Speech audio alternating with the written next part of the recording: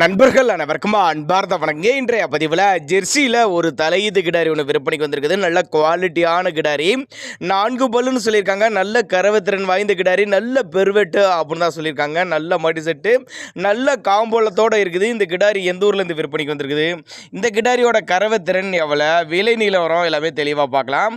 கிடாரி வந்து Jersey type கிடாரி தான், தலையீது கிடாரி, பல்லு வந்து 4 பல்லு, 9 மாதம் சினையாக இருக்கக்கூடிய கிடாரி. என்ன கண்ணு போட 1 வாரம் பிடிக்கும். தண்ணி தீனிக்கு நல்ல மாடு அப்படி தான் சொல்லியிருக்காங்க. எல்லா கிளைமேட்டு கொண்டு போனால், தமிழ்நாட்டில் எல்லா கிளைமேட்டு கொண்டு போனால் அடாப்ட் பண்ணிக்கும்.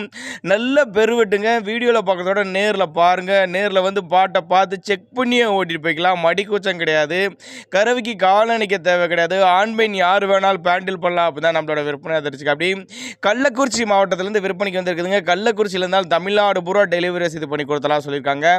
தலைச்சனுக்கே ஒரு 14-15 லிட்டர் தாராளமாக கறவை பார்க்கலாம். மாடு அந்த அளவுக்கு நல்ல கனமான மாடு, நல்ல மடிசெட்டோடு இருக்கக்கூடிய மாடு. தலையீத்து கிடாரியில் மாடு இப்படி இருந்துச்சுன்னா 2000-3000 கிடாரி உடஞ்சி கொடுத்துச்சுன்னா வேறு லெவலில் இருக்கும் அப்படின்னு தான் சொல்லியிருக்காங்க.